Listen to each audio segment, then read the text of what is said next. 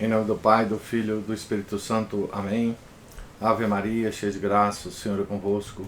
Bendita sois vós entre as mulheres, e bendito é o fruto do vosso ventre, Jesus. Santa Maria, Mãe de Deus, rogai por nós, pecadores, agora e na hora de nossa morte. Amém.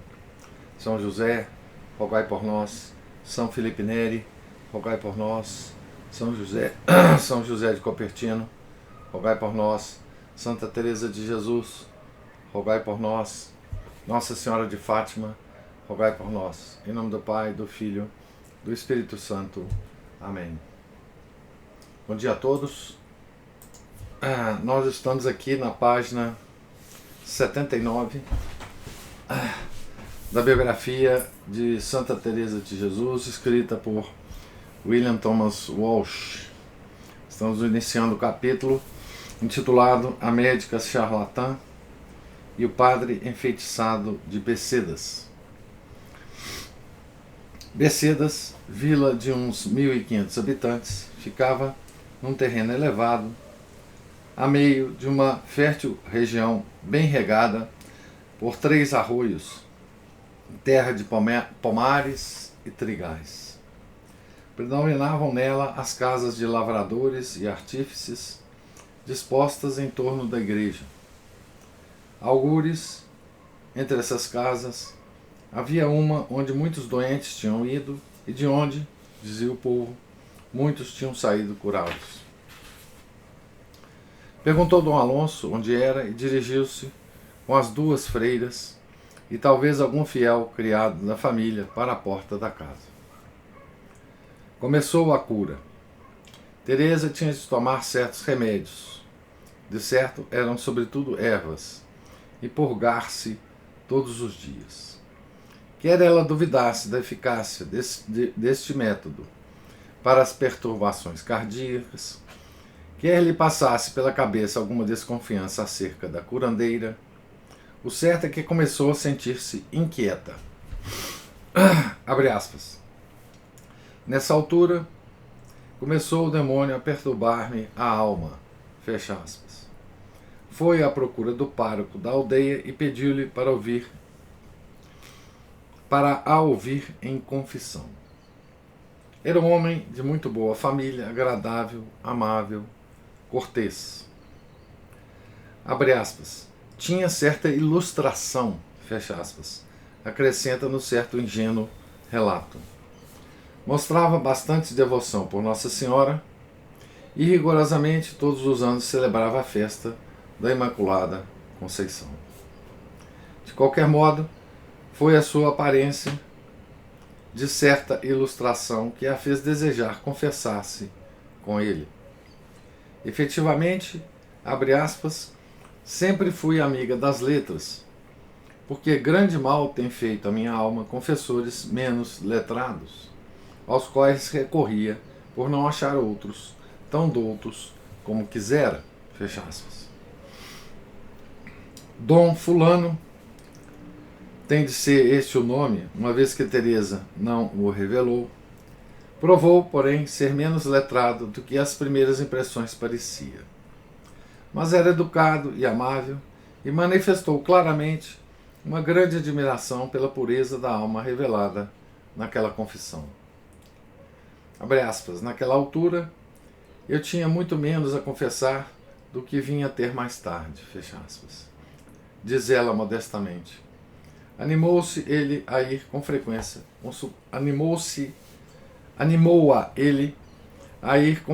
consultá-lo. Mas essa solicitude despertou a desconfiança da santa. Teresa não tinha nada de tola. Começou a estranhar o sacerdote.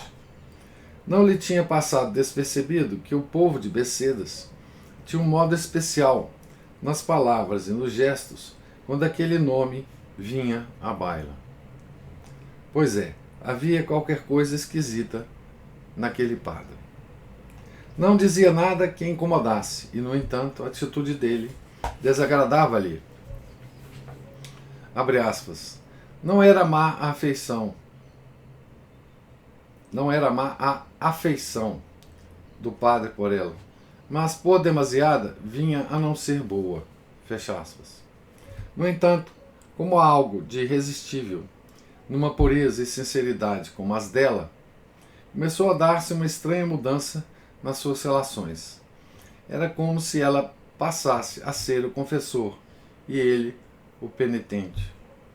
Aquela frágil mulher, jovem e bela, que parecia viver sempre na presença de Deus e não poder pensar em nada que não fosse a bondade, a misericórdia e a justiça de Deus, era como um espelho em que, pela primeira vez em muitos anos, ele podia ver a sua própria alma cheia de todas as manchas negras. Essas manchas em que pensavam os seus paroquianos quando franziam o sobrolho à simples menção de seu nome. Finalmente, o desgraçado, vencendo o sentimento de vergonha, arrancou toda a máscara e fez alguma coisa de extremamente parecido com uma confissão. Aqui tem o texto de Santa Teresa, né? Abre aspas. Era muita a confiança recíproca.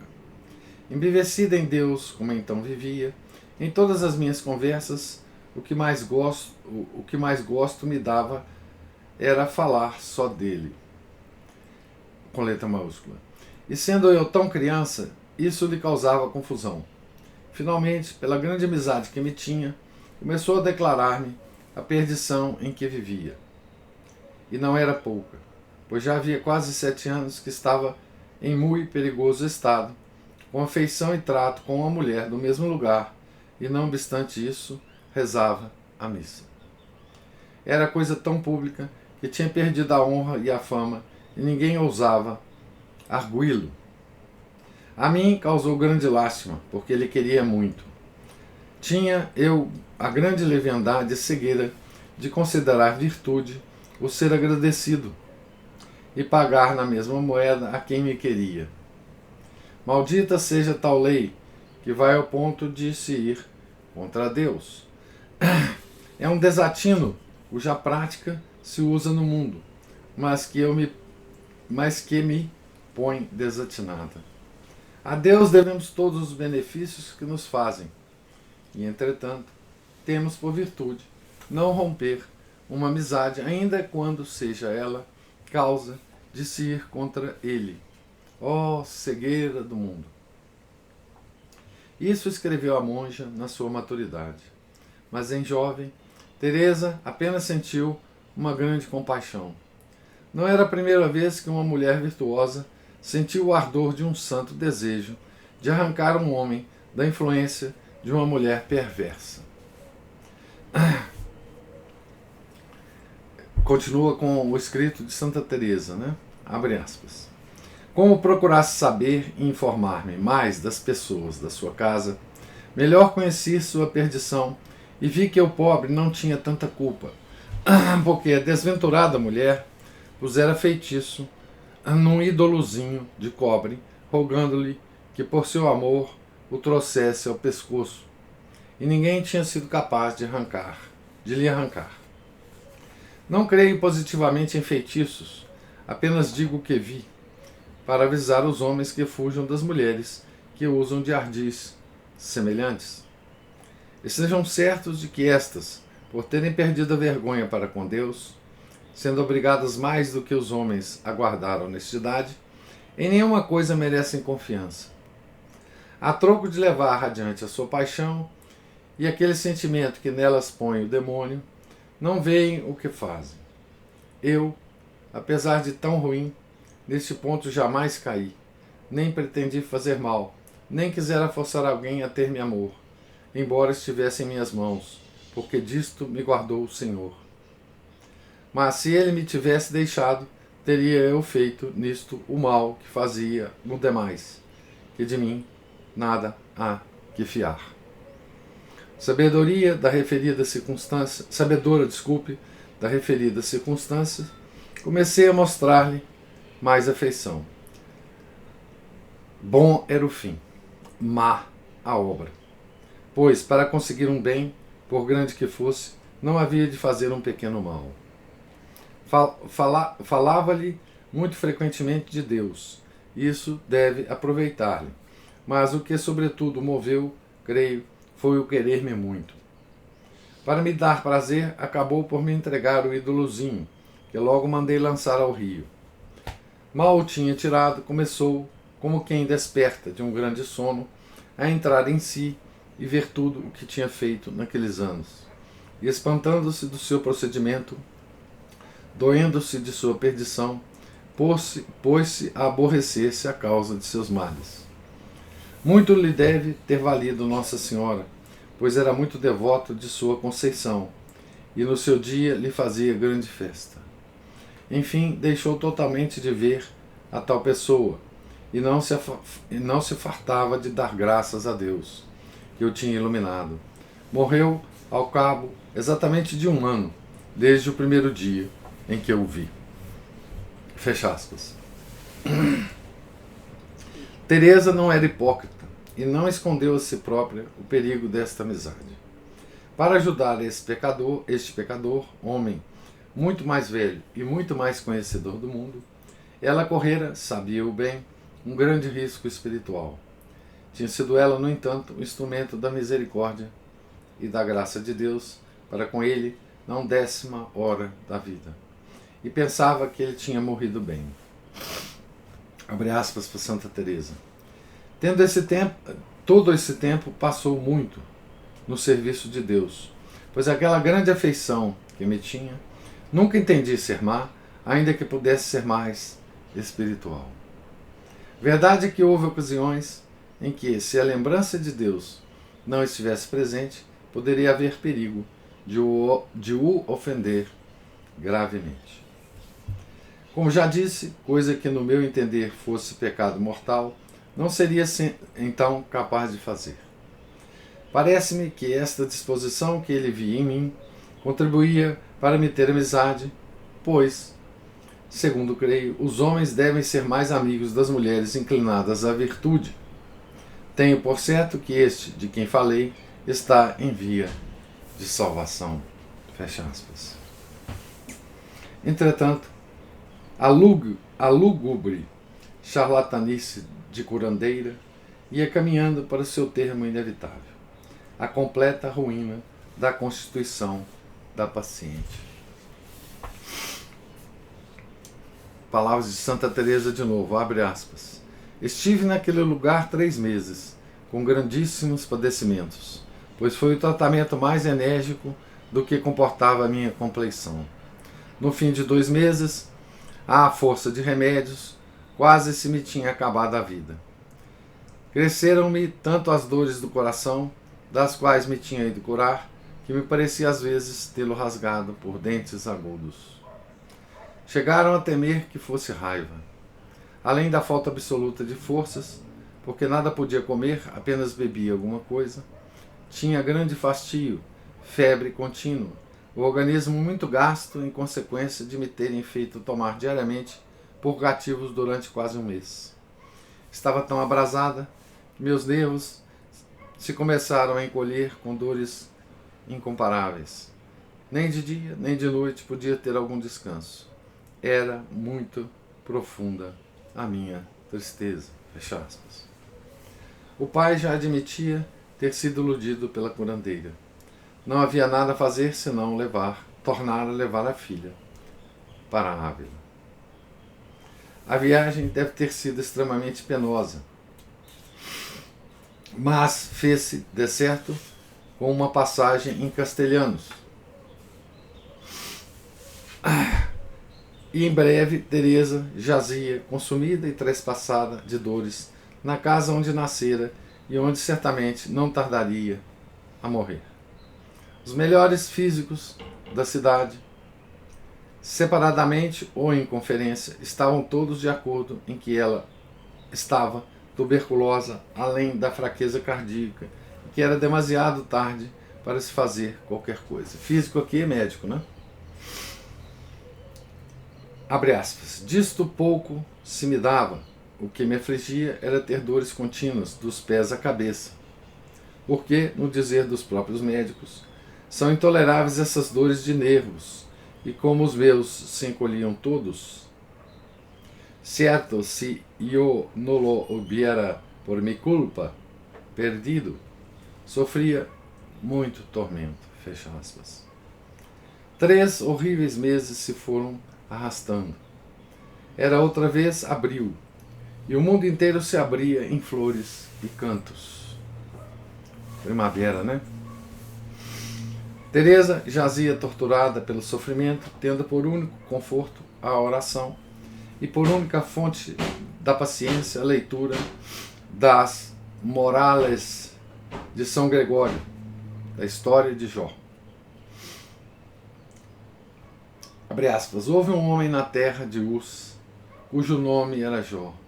E este homem era simples e reto, e temente a Deus, e aborrecia o mal.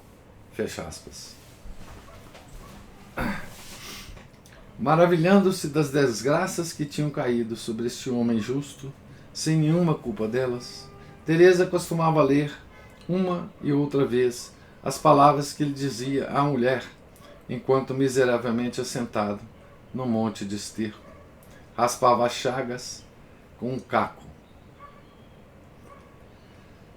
Abre aspas. Se recebemos da mão de Deus as coisas boas, porque não havemos de receber as más? Fecha aspas. De abril a meio do verão, a situação manteve-se sem alterações, esperando Teresa que Deus a viesse libertar. Meio do verão, talvez seja o quê? Julho, agosto, setembro, agosto, né? Talvez. Meio do verão. No hemisfério norte, né? Então de abril a agosto, né? Com 5 meses, né? Um dia, pelo calor de agosto, perguntou ao pai se podia confessar. Provavelmente queria preparar-se, como de costume, para a festa da Assunção. Dom Alonso pensou que ela se preparava para a morte, e para acalmar os seus vãos receios, julgava-os ele assim, não consentiu que fossem chamar o padre. Oh, o desordenado amor da carne e do sangue. Nessa noite, teve ela um inesperado ataque e logo ficou inconsciente. Depois de terem falhado todas as tentativas para a fazer reviver, os médicos partiram em silêncio. E o sacerdote, enfim, veio com santos olhos para a ungir, enquanto, à beira do leito, toda a gente rezava o credo e as orações dos agonizantes. Pobre Dom Alonso, que tremenda aflição e que remorsos! Não cessava de repetir que tudo fora culpa dele, pois não tinha deixado a filha confessar-se. Teresa, sem motivo e aparentemente sem vida, parecia ter deixado de respirar. Alguns dos presentes ensaiavam todas as velhas provas, como o espelho e a pena, e todos declaravam que a alma tinha deixado o corpo. Levaram esse recado ao convento e cavou-se uma sepultura. Alguns frades carmelitas da região rezaram os ofícios. Chamaram-se freiras para acompanhar o corpo até a última morada. Durante dia e meio esteve aberta a nova sepultura à espera do corpo vencido. As monjas da Encarnação queriam levá-la imediatamente e sepultá-la.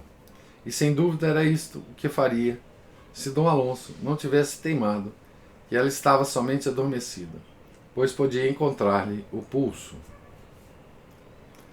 Esta ira não é para enterrar, teria ele gritado. Pensavam elas que ele tinha enlouquecido com desgosto, mas nem súplicas nem argumentos o puderam demover. Numa daquelas 4 noites fúnebres, em que o corpo só por breves instantes foi deixado só, houve uma vela que ardeu até o fim. Deitou fagulhas e incendiou a roupa da cama. O jovem Lourenço de Cepeda, esgotado das longas vigílias, tinha adormecido numa cadeira ao lado do corpo da irmã. Acordou em sobressalto, mesmo a tempo de dominar o fogo impedindo-o de envolver Teresa numa mortalha de chamas. Foi depois de tudo isso, quando o próprio Dom Alonso já reconhecia que ela estava morta e se ia fazer o funeral, que Teresa abriu os olhos e dirigiu-se ao pai e aos irmãos, que choravam à beira do leito. Por que me reclamais? Murmurou ela. Por que me reclamáveis? Murmurou ela. Que tinha sua alma experimentado durante aquele longo sono mortal. Mais tarde, Teresa lembrava-se de alguma coisa, como uma visão do paraíso, na qual viu o pai e a irmã, Joana Soares, entre os eleitos, graças às orações e sofrimentos dela. Viu comunidades religiosas organizadas pelo seu esforço. Viu muitas almas entrando na bem-aventurança por sua causa e, por último, viu-se a si mesma morrendo e indo fruir de Deus, e no seu sepulcro um pano de brocado. Depois de contar isso à família, tentou por humildade fazê-los esquecer, dizendo que tinham sido disparates e frenesi, imaginação do seu cérebro febril. Mas homens virtuosos e doutos convenceram-se, pelos acontecimentos posteriores, de que ela tinha tido uma visão sobrenatural e não apenas um sonho. Um dos seus confessores afirmou que ela vira também a terrível realidade do inferno. No momento de seu estranho despertar, Teresa não estava em condições de tratar matérias destas em pormenor. Abre aspas. Aqui também é da biografia de Santa Teresa, né? A língua dilacerada, de tão mordida, a garganta apertada, em consequência de nada haver tomado, e da fraqueza extrema, que nem me deixava respirar, a ponto de nem água poder engolir. Parecia-me estar toda desconjuntada, com a cabeça em grandíssimo desatino. Fiquei encolhida à semelhança de um novelo, pois nisso vieram a parar os tormentos daqueles dias. Tão incapaz de mover braços, pés, mãos e cabeças, se outros não me moviam, se outros não moviam, como se estivesse morta. Só um dedo da mão direita, ao que me lembro, podia manear. Não sabiam como tocar em mim, pois sentia tantas dores que eu não podia sofrer. Serviam-se de um lençol que duas pessoas seguravam, cada uma de seu lado, para me mudar de posição. Fecha aspas. No entanto, com tudo isso, o seu primeiro pensamento ao voltar a si foi confessar-se, dessa vez sem oposição de Dom Alonso. Tudo quanto viu durante aquela morte e vida fortaleceu em sua alma a convicção de que quanto a sua humanidade estava manchada,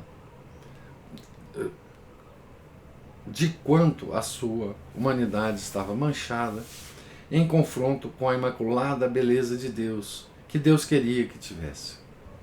E foi tanto assim que anos depois ela havia de temer ao recordá-lo. Abre aspas. As dores eram incomportáveis, de modo que não estava bem em mim. Apesar disso, fiz a confissão inteira, a meu parecer, de tudo em que tinha consciência de ter ofendido a Deus. Esta mercê me fez Sua Majestade, entre outras. Depois que comecei a comungar, jamais deixei de confessar, coisa em que julgasse haver pecado, mesmo venial. Contudo, considero bem duvidosa a minha salvação, se então tivesse morrido. Por serem, de uma parte, tão pouco ilustrados os confessores, e de outro, por ser eu tão ruim, além de muitos outros motivos. Fecha aspas. No domingo de Ramos de 1537, estando ainda na mesma situação, sem esperanças e cheia de dores, foi levada pela cidade afora até a Encarnação, onde a prioresa e as irmãs a acolheram como alguém que regressa da morte. Todos os que a viam ficavam cheios de compaixão, pois não era senão ossos. Contudo, foi pouco a pouco readquirindo algum uso dos membros, até que um dia, com grande alegria sua, foi capaz de andar um pouco, engatinhando, e devotamente deu graças a Deus. A paralisia continuou, no entanto, por 3 anos ainda, e as melhoras eram tão lentas que ninguém imaginava que algum dia pudesse voltar a tomar parte ativa na comunidade. No entanto, Teresa tinha vontade de se curar para poder servir melhor a Deus e rezar-lhe no isolamento, como ele, em Castelhanos, lhe tinha ensinado a fazer, e ali, na enfermaria do convento, não podia.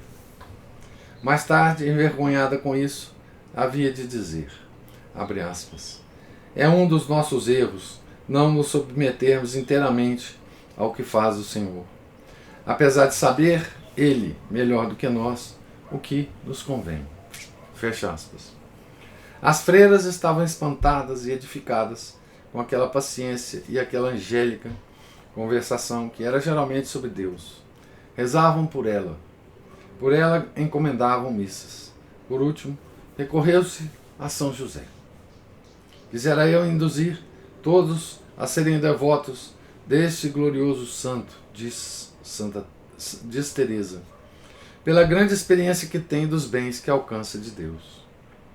Não conheço pessoa que deveras lhe seja devotada e que lhe renda particulares obséquios, que eu não a veja medrar na virtude. Fecha aspas. No dia de São José, 19 de março, sempre ela fazia um pedido especial, e era certo conseguir o que pedia, embora nem sempre da forma que tinha pedido.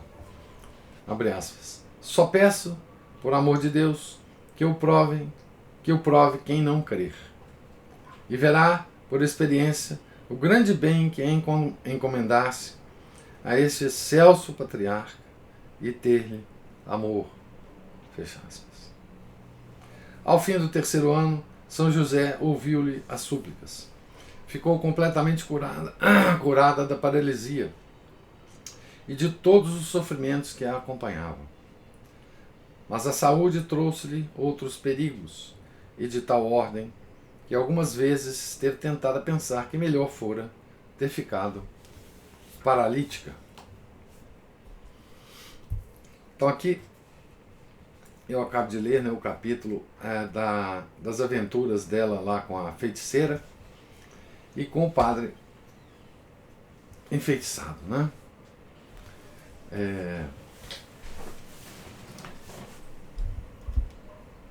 Uma coisa curiosa a respeito desse padre, né? E uma coisa que a gente já comentou aqui é como é que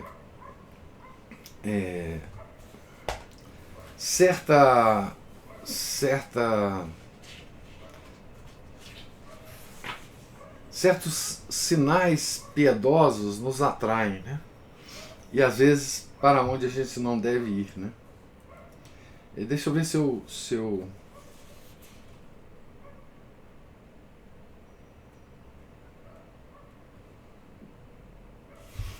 ela fala assim: tinha eu a grande leviandade e cegueira de considerar virtude o ser agradecido e pagar na mesma moeda a quem me queria.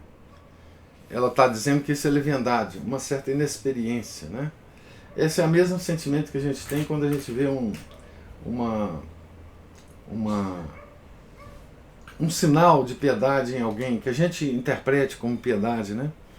E de repente isso abre nosso coração, né?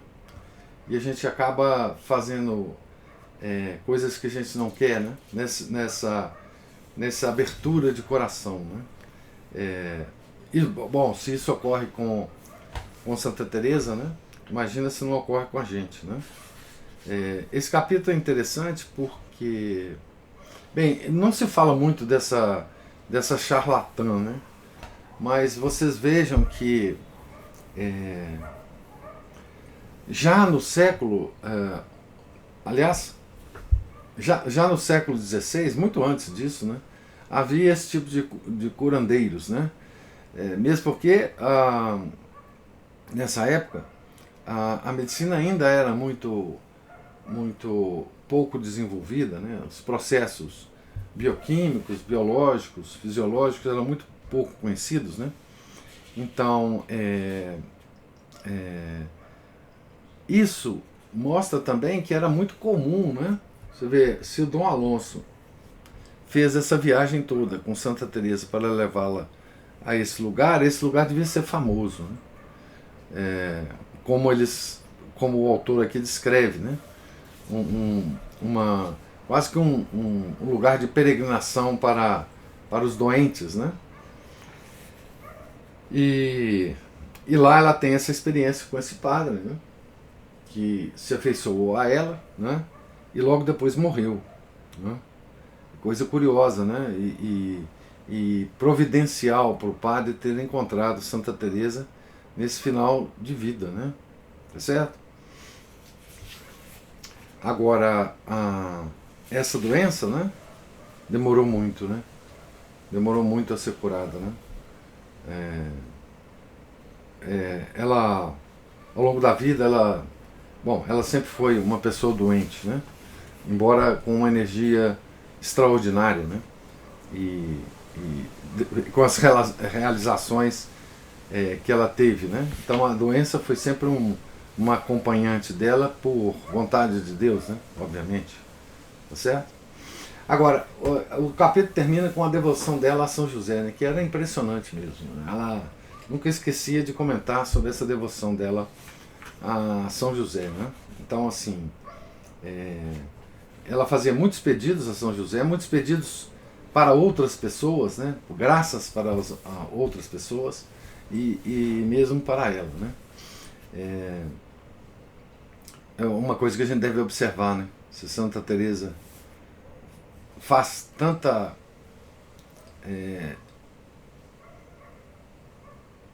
propaganda, né, dessa devoção, é porque ela deve ser realmente extraordinária, né? É difícil, a devoção a São José não é obrigatória, né? Mas é difícil imaginar alguém que seja devoto de Nossa Senhora, não é? Que não seja devoto do seu casto esposo, né? Então, essa insistência de Santa Teresa na devoção de São José deve nos fazer, pelo menos, tendente a essa devoção, né? Que ela tinha a São José, né? Certo? Então, eu gostaria agora de ouvir. Nós estamos aqui então na página 90. Eu acabei de ler a página 89, né? E nós estamos aqui no início do capítulo. Começaremos amanhã a ler Uma Negra Noite de Divina e Terrível Aventura. E eu gostaria de ouvir agora os comentários, se existirem, de vocês sobre a leitura de hoje. Um capítulo inteiro nós conseguimos ler, né?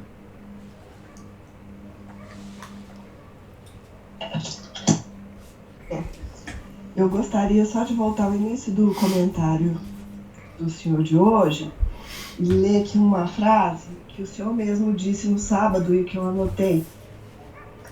Quer dizer, diz assim: um dos maiores castigos que Deus nos pode dar é a confusão e que tenhamos como amigos aqueles que são inimigos e usem inclusive da falsa piedade para entrar em nossas casas e em nossas almas.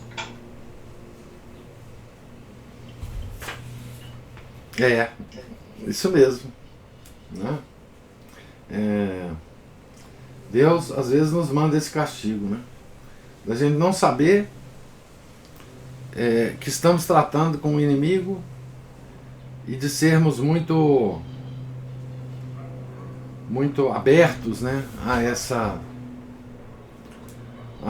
influência, né? Esse tipo de confusão está cada vez mais permanente, né? Claro, os santos têm uma proteção especial, né? Santa Teresa, enfim, foi lá na curandeira, teve contato com o padre, enfim, tudo isso que poderia ser um perigo enorme para nós, para ela, enfim, é uma escolhida, né? Mas para nós, o tema da confusão mental, né, é um tema permanente das Escrituras, né? E o São Paulo, na segunda carta aos Tessalonicenses, ele enfatiza essa questão da confusão mental como uma característica da era do anticristo, né? As duas cartas aos Tessalonicenses, o tema central é o anticristo, né? Então, quando você analisa as possibilidades que Deus tem de nos castigar, né? Eventos naturais, doenças, mortes, você nunca pensa em confusão, né? Que ele possa te dar como castigo a confusão da sua mente, né? O mau funcionamento do seu raciocínio, né? Mas se a gente lê com atenção as Escrituras, né? Os Salmos, a respeito da confusão, tem duas formas de tratar, né? O Davi, né? Davi, primeiro ele pede a Deus para que ele não confunda a mente de Davi. Não nos confunda. Ele reza a Deus para que Deus não os confunda. Davi e o povo de Israel, né? Outro lugar que é falado sobre confusão, nos Salmos também, é que ele pede que Deus confunda os seus inimigos, os inimigos do povo de Israel, né? De forma que o homem dominado pela confusão mental, ele é um joguete, né? Um joguete nas mãos dos seus próprios inimigos, né?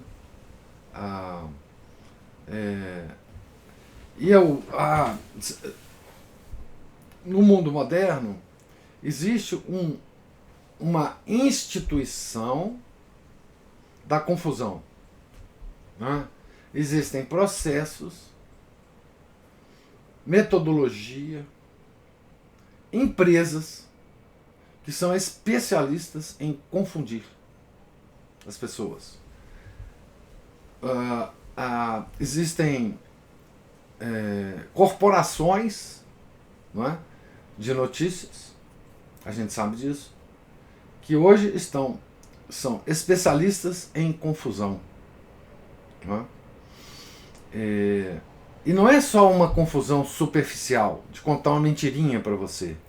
É uma confusão muito mais profunda, que tira toda a capacidade de você de raciocinar, né?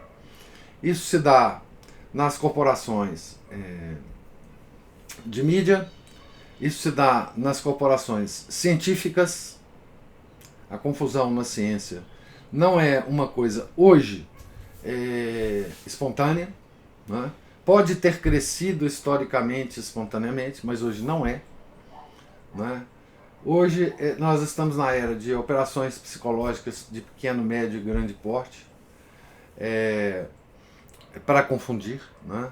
Nós estamos numa época em que os conhecimentos científicos e a metodologia da hipnose coletiva evoluíram demais, né? Então veja, a sofisticação da confusão mental hoje em dia é uma coisa extraordinária, né? Então, hoje é uma indústria, essa indústria da confusão mental é uma indústria que move muito dinheiro no mundo, né? Isso é registrado, não estou falando, enfim, da minha cabeça, isso é registrado, muitos de vocês, eu já passei material sobre isso, né? Isso tem registro, né? quanto mais a ciência te possibilita a fazer essas operações, mais essas operações são feitas, né? A área de psicologia de massa evoluiu muito, né? E hoje eu acho que essa característica do nosso tempo é o pior castigo que pode Deus nos dar, né? Não é terremoto, não é, enfim, enchente, não é ciclone, não é, enfim, não são essas coisas, esses eventos naturais, né, de domínio sobre a natureza que Deus tem, né? Mas é a confusão. Ou seja, é nós tratarmos os ímpios como se fossem justos, para usar a nomenclatura das escrituras, né? Certo? Mais ou menos essa a ideia que eu tenho e um pouco das ideias que nós desenvolvemos no sábado, né, que a Ana Paula lembrou aí.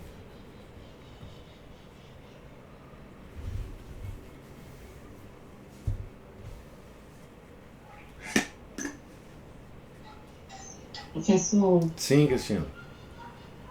eu lembrei o senhor falando, né, da criação, da confusão. Eu ouvi recentemente uma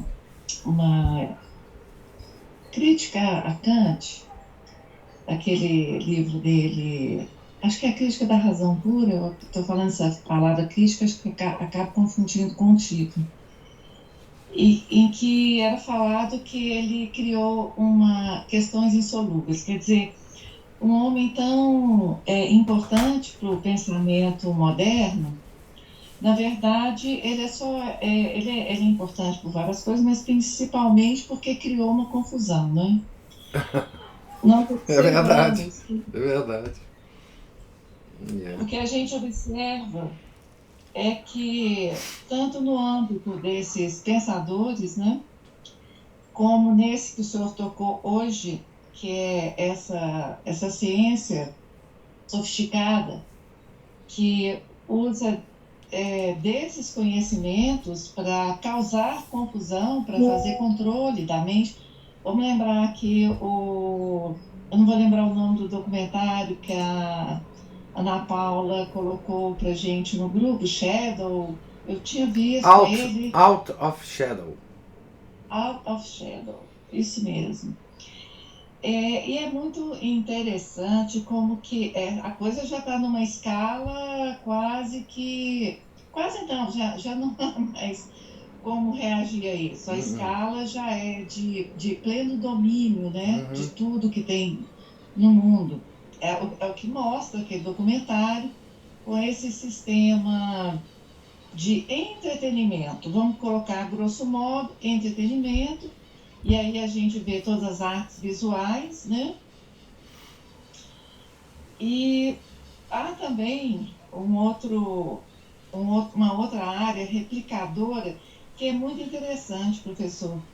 Parece que essas sementes são lançadas, né, por são os intelectuais, a academia, agora a indústria, né, o business, mas nós também acabamos absorvendo essa demanda, esse comando, né, nas nossas áreas de atuação. E aí o senhor vê a psicologia, os cursos, quer dizer, é uma replicação da dúvida. Há uma panaceia, nós estamos cheios de curandeiros, mas não é mais o curandeiro bruxo, né, como esse do amuleto. São os consultórios de psicologia, são essas pequenas soluções e panaceias para você se arruma um conforto, se arruma um amuletozinho aqui e ali, né?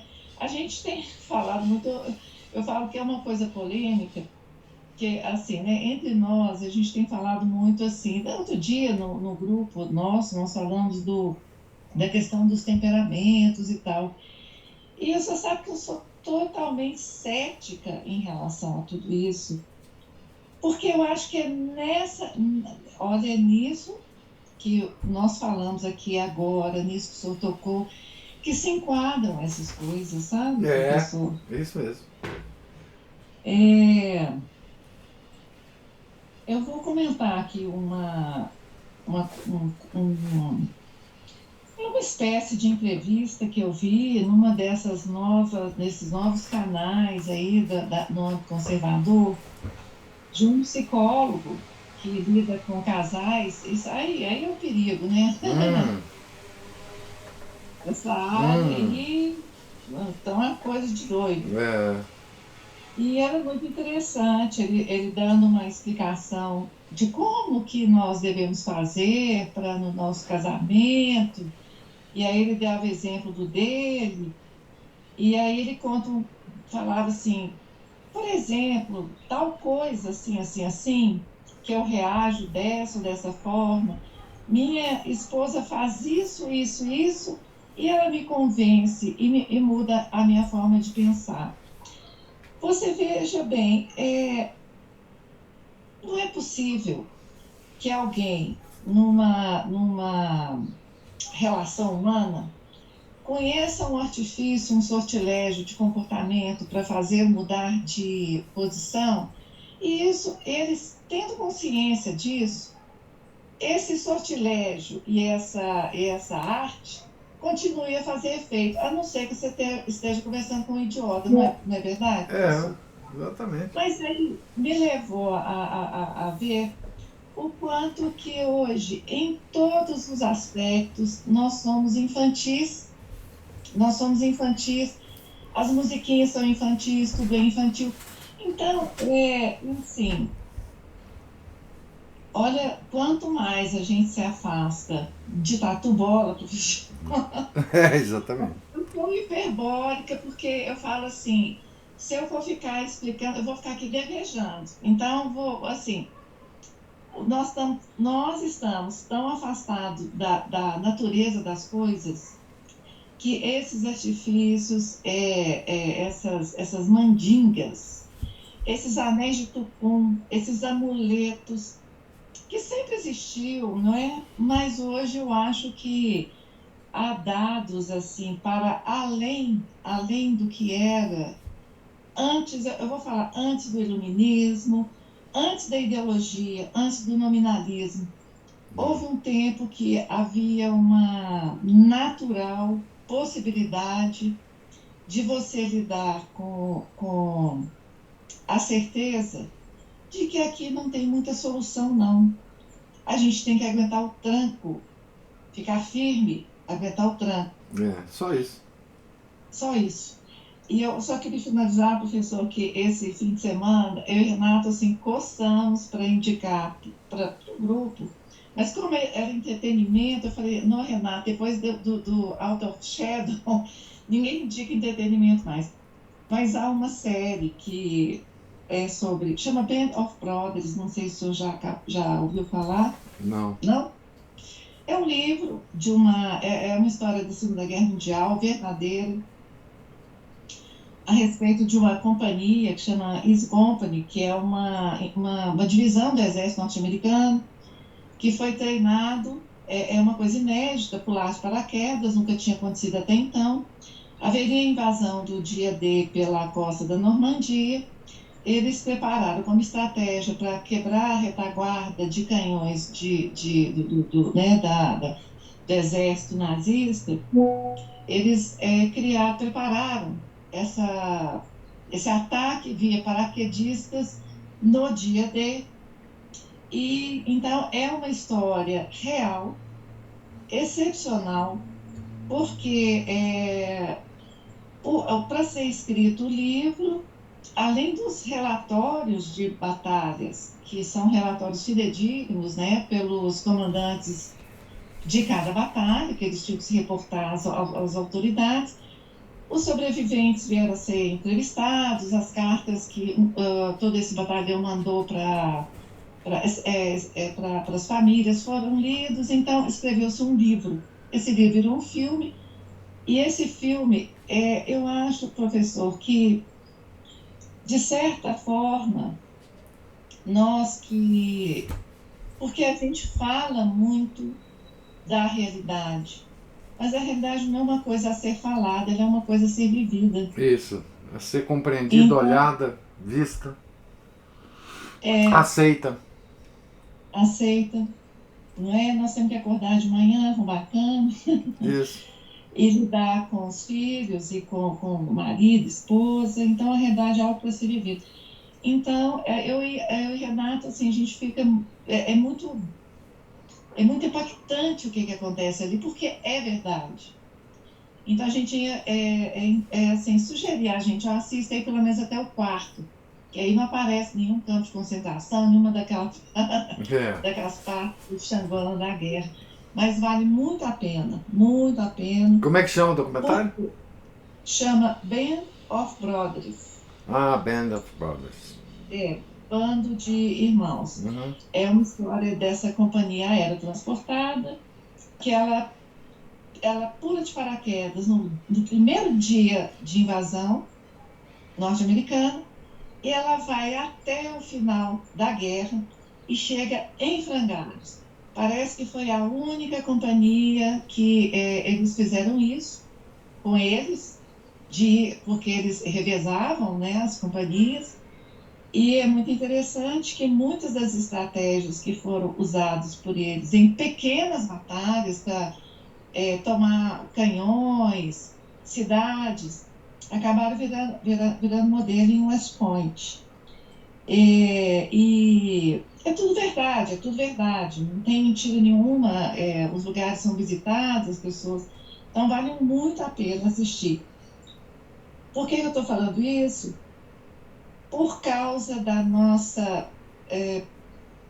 não digo nós aqui, mas nós, nosso grupo, mas nós vivemos muito no âmbito da teoria, sabe, professor? E muito preocupados.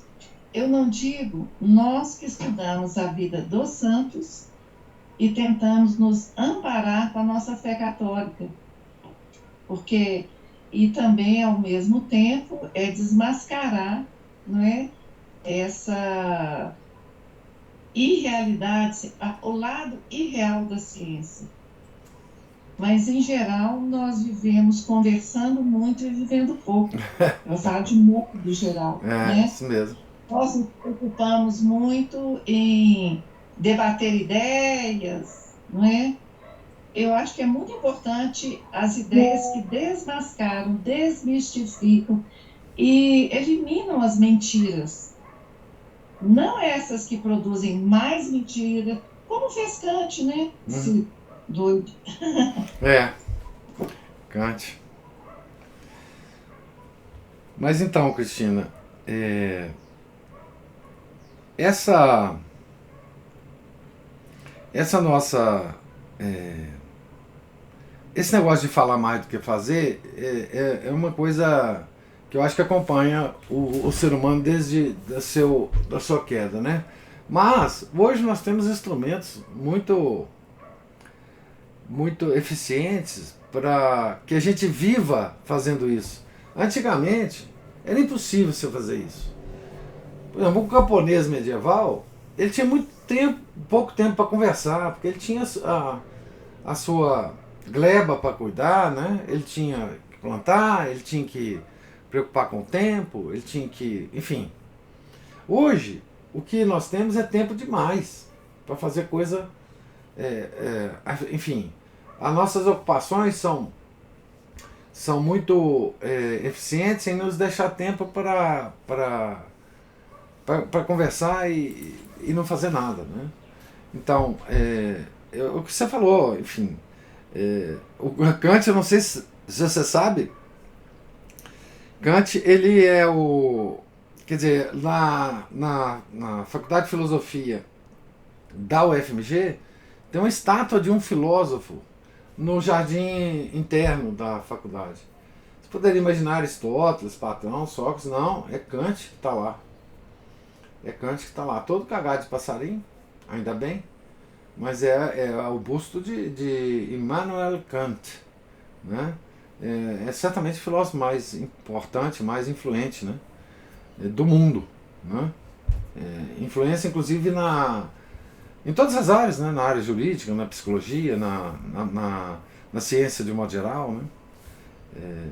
Essa é uma das fontes de confusão, né, que a gente tem hoje em dia para tentar desconfundir a cabeça das pessoas, né? Porque muitas das ideias dele foram assimiladas como ideias correntes sem mencionar o autor, né? Mas enfim,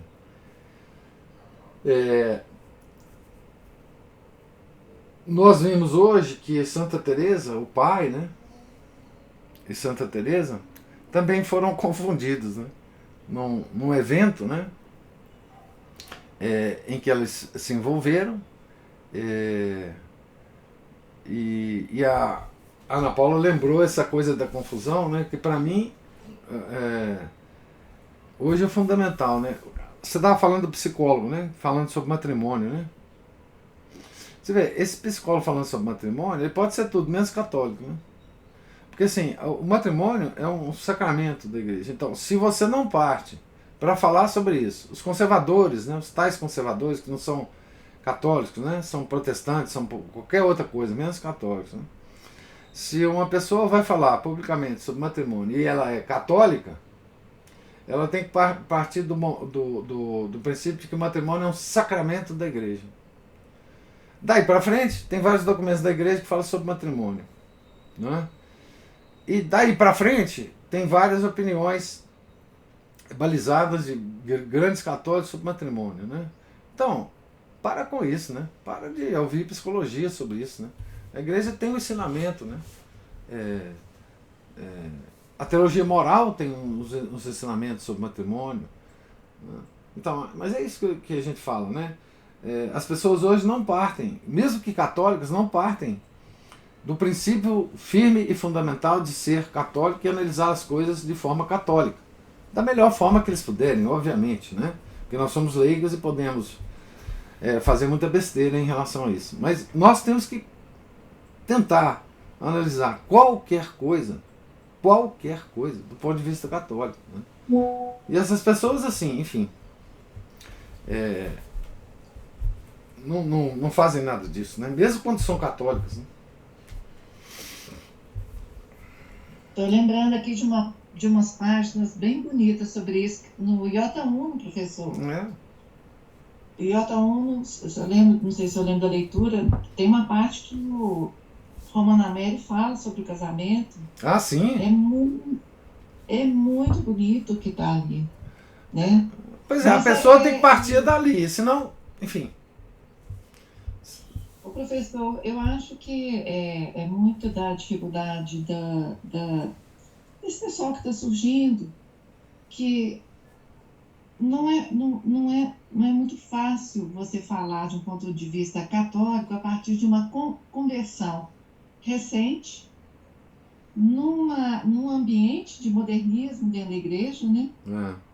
Até você conseguir entender, entrar na vida católica e ter isso como uma origem de ponto de partida, não deve ser muito fácil, né?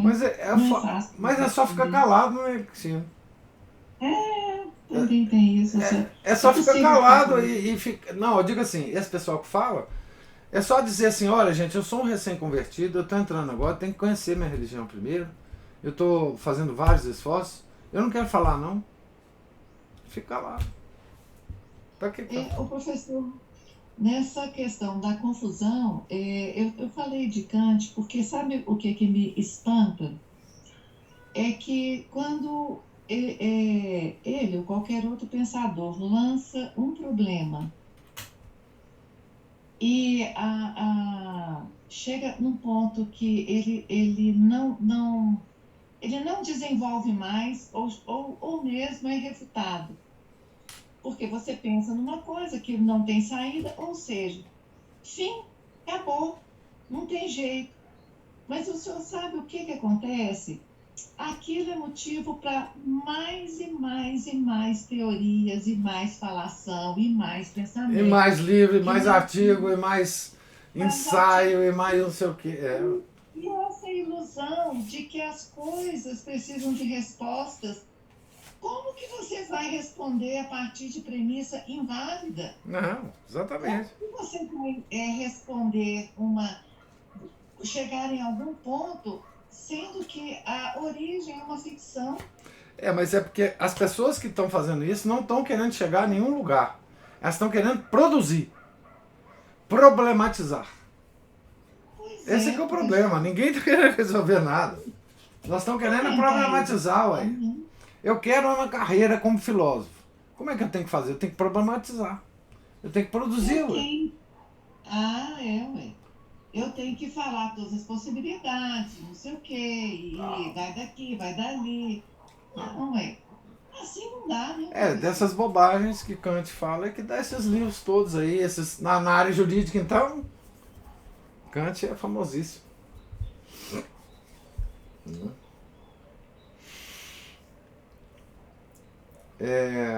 Mais alguma observação, algum comentário, gente? E aí, professor? Ô, Márcio, diga lá. Tudo bom? Bom. Foi excelente a colocação da Cristina, eu concordo em gênero, número e grau, porque exatamente essa falação leva àquela coisa da fé sem obras é morta. Nós não estamos aqui para poder simplesmente ficar falando e não agindo, né? O falar tem que ser só o mapa, a orientação para a gente pra gente caminhar, para a gente poder ir a algum lugar, chegar a algum lugar, né? Cumprir o nosso itinerário aqui. E o que eu gosto de ver é gente que pega esse conhecimento e coloca em prática e compartilha às vezes, faz assim, que assim dá certo, assim não dá errado, assim dá tais consequências, assim. Quer dizer, o conhecimento ele tem que servir de guia para a gente fazer as coisas, né? Não ser um objetivo em si, né? E isso é muito interessante. Outra coisa que também essa leitura chama atenção também da devoção a São José. Tem até inclusive dá para achar na internet, é uma história de umas freiras que queriam ter feito o coro da igreja, isso num convento, uma escada oeste americano, né, que estava madeira escassa. Não sei se você já ouviu falar desse caso. Eu vi da escada de São José. Escada de São José, exatamente. E isso é muito interessante, quem tiver interessado busca.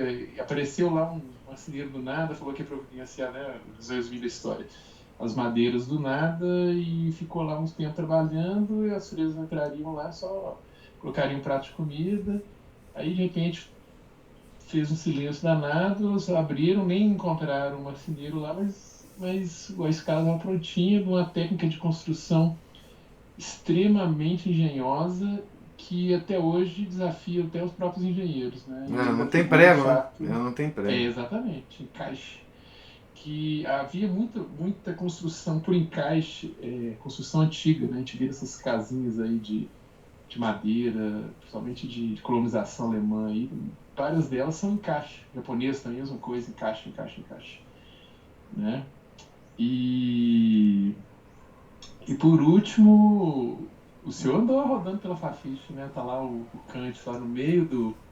Eu rodei demais, hein? Lá, né? Muito mais do que eu gostaria de ter feito. Pois é, eu pensava que o ISEX, que onde o senhor ficasse pro outro lado do parquinho.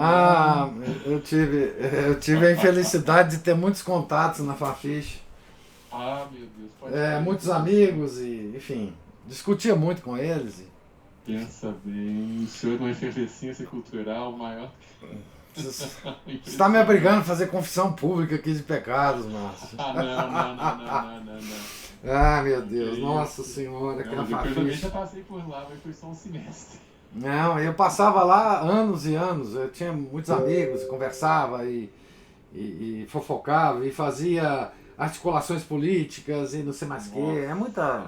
Impressionante. Muita bobagem na vida.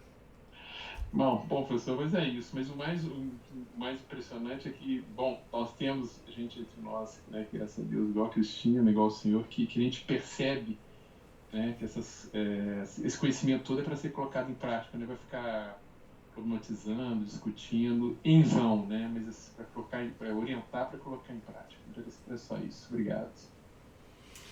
Pois sim, obrigado você, Márcio. Obrigado você. Então, a Cristina foi citada, não sei se ela quer falar.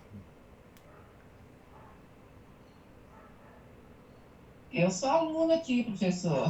Uai, não é o que o pessoal está considerando, não. O pessoal está sempre esperando os seus comentários. Então, gente, Deus lhes pague a presença, a paciência, né? Os comentários.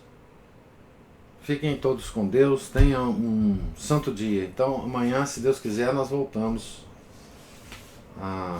à página 91. Em nome do Pai, do Filho e do Espírito Santo. Amém. Ave Maria, cheia de graça, o Senhor é convosco. Bendita sois vós entre as mulheres, e bendito é o fruto do vosso ventre, Jesus. Santa Maria, Mãe de Deus, rogai por nós, pecadores, agora e na hora de nossa morte. Amém. São José, rogai por nós. São Felipe Neri, rogai por nós. São José de Cupertino, rogai por nós. Santa Teresa de Jesus, rogai por nós. Nossa Senhora de Fátima, rogai por nós. Em nome do Pai, do Filho, do Espírito Santo. Amém.